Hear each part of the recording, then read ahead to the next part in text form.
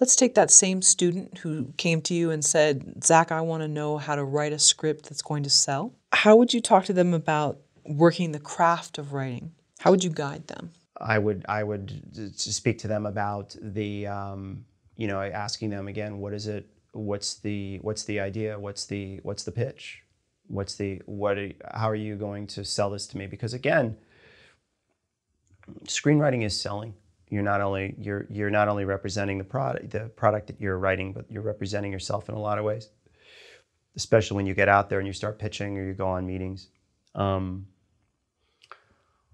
The craft, I mean, again, I would suggest that they do read books like, go to read Sid Field, read Blake Snyder's books, read William Goldman's books, just try to get every screenwriting book you can, and then read scripts, read 10, 20 scripts before you actually sit down to start writing. Just getting a sense of how to go about it and how, again, read 10 Oscar-winning screenplays. Read Tarantino, read Alan Ball, read Brian Helgeland, Robert Towne, Francis Ford Coppola. I would say just read like all great scripts. Herman Mankiewicz, I think it's Herman, right? Who wrote Citizen Kane. I know there were a few Mankiewicz's. I think it was Herman. He had that new David Fincher movies out about him. But build, get those, again, it goes back to reference. Use those as your reference. Then I think I would say, look, you have an idea. What's your idea? And what's your log line? And what is that? What is it about that log line that's fresh? What is it about that log line that's, captivating? What's the twist? What's the irony in that log line?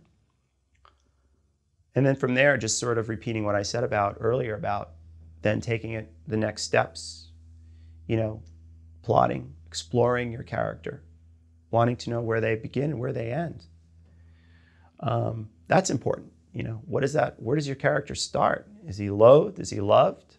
By the end, is he loved or is he loathed?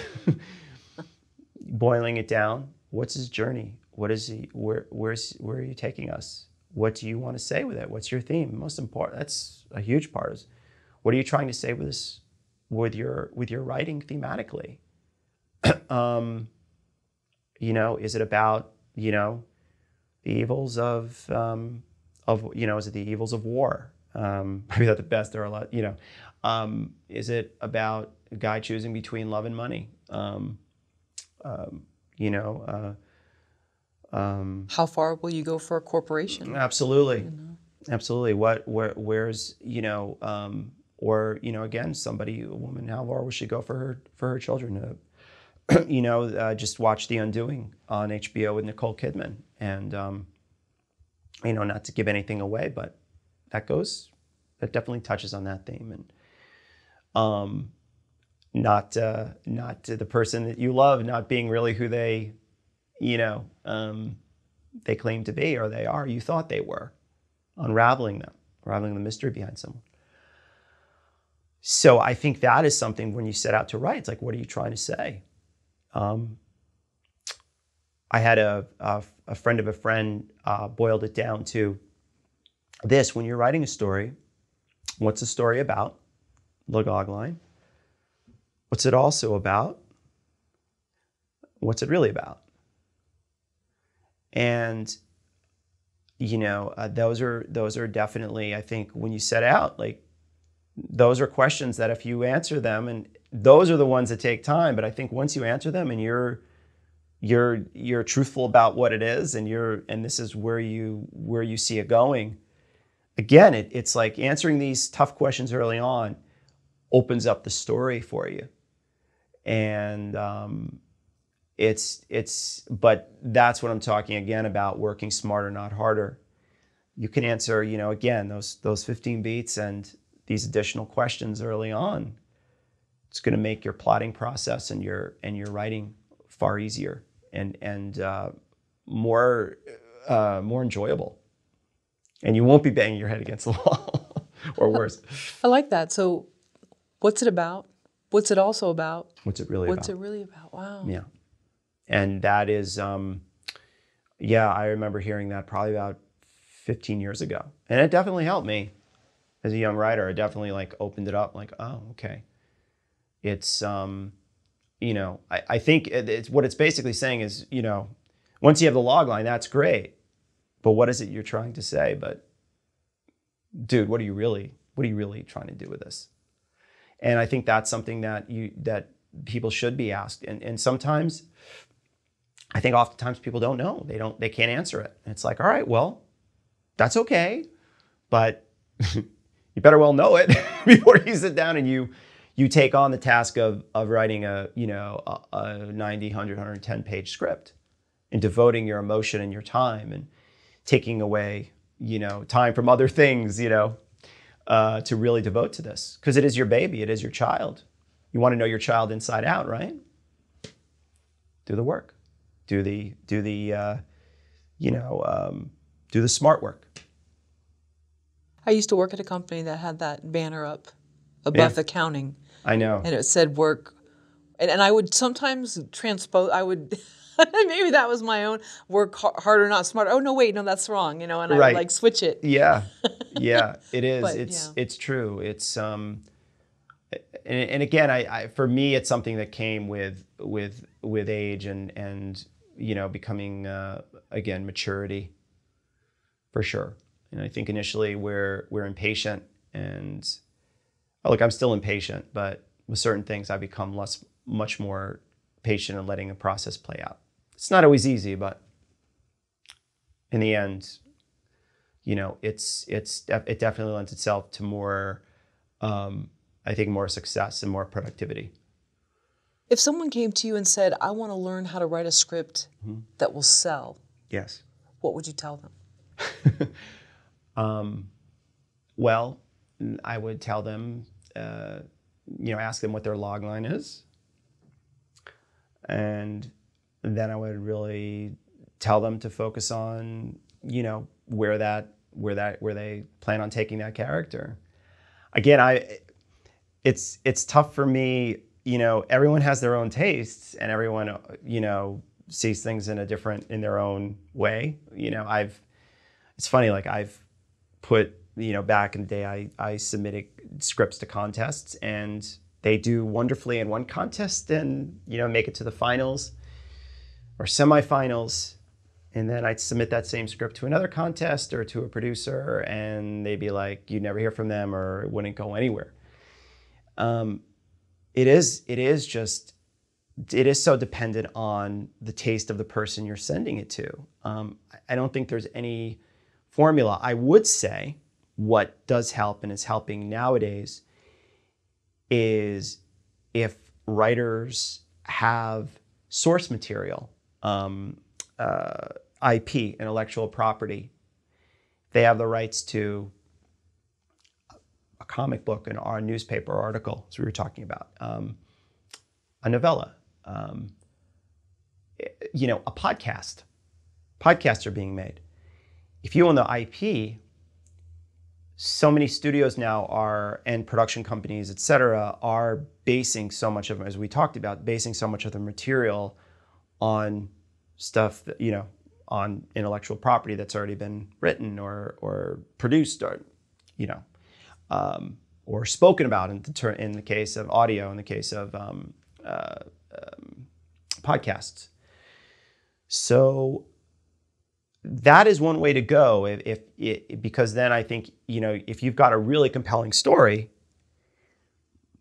and, you own the rights to it, that definitely can get a lot of people's attention. You can say, well, I want to write the script. I don't know how, again, I guess it varies from producer to studio head to whatnot, but that is definitely a way to help break in. Again, if it's a story, if it's something really compelling or multiple people are after it and you happen to own the rights, that's a nice negotiating, bargaining chip that you have, and a good way to negotiate yourself in as a writer. So yeah, that's one way to go. I don't, again, there's no surefire way to come up. I think, again, if you have a really great, if you're just writing it as a spec, if you've got a great log line and you have an intriguing path forward for your character and you send it to a few people who are like, yeah, you're really onto something here, then, by all means, see it through. But as we know, there are no guarantees in the business, unfortunately. Or should the question to the person be, first off, before you want to write one that sells, to ask why you want to write? I mean, it's not like you're selling timeshares and, hey, show me how to do it, and what's the hot market. I mean, right, and it goes back to what you write, what you think are I guess you want to write. Right now, the Western has come back, and let's just say, and it's a hot market. I mean, for a while there, it was after Gravity, right? They were doing all these, everyone wanted. The studios and producers of all varieties wanted a great space film. It's like, okay, so I'm sure there were a lot of people who saw Gravity, got inspired by it, or becoming writers, and were like, yeah, I'm going to write that next great space film. And it very well may have been a great space film, but guess what? The market's moved on. And it's like, again, I think you have to you can't write for the market. In a way, you have to kind of let the market come to you. And that means writing a story that, it goes back to writing a story with compelling characters who you actually give a poop about and want to see, want them, and you have others who are invested in them or in their journey. It's, that's what I would say. And you ask a question like, well, why are you writing? What's the point? Are you in this to make a buck? Or are you in this do you actually really enjoy the craft and the process and all that? And you really have to. I'm sure there's some writers who've just set out to write a script and they've done it and they've made money and all that. But I think for the majority of us, we really have to be inspired by the type of story we want to invest 6 months a year. If you're writing a novel, 2, 3, 4, 5 years into. Sure. So Drive did well, but if then you're trying to copy that style or... Yeah, you always have to be, and I think you always kind of have to be reinventing, yourself. I don't say reinventing yourself as a writer, but in a way, yes, because you always have to come at it, I think, from a different angle, an original angle. Look, again, coming back to the space story, the market may move on, but maybe if you have a unique twist on, that space story, or on a werewolf story or whatever. I think it's always having that, always looking at, in a way, you can have, how do I say it? You can have the same approach to crafting it, but you have to have a fresh take on, constantly have a fresh take on different stories and how you want to, not necessarily you want to tell them, but, fresh takes and twists on your material and what you're trying to say. And, I referenced 1917. It was like, not only was that technically well done, in my opinion, I just thought that from a sheer filmmaking standpoint, but more importantly, from a character standpoint. I mean, we were with this guy trying to get, and it's really not a complicated story. He's trying to get to, get across France to this guy to tell him that these men are going to die and it's life or death, and his friend dies along the way, and man, we are invested, these two young guys in the middle of this brutal war. Oh my God, similarly Saving Private Ryan. I mean, you don't have to be a lover of war films to just be like, I was on the edge of my seat, and it was just, and Sam Mendes is just such a wonderful director, but wow. And again, not an overly complicated story, but just being invested entirely in the characters. And then, getting there in the end. And it's like he saves the men, and he has to, then he's got to deliver this news to the lieutenant whose brother he was with who died.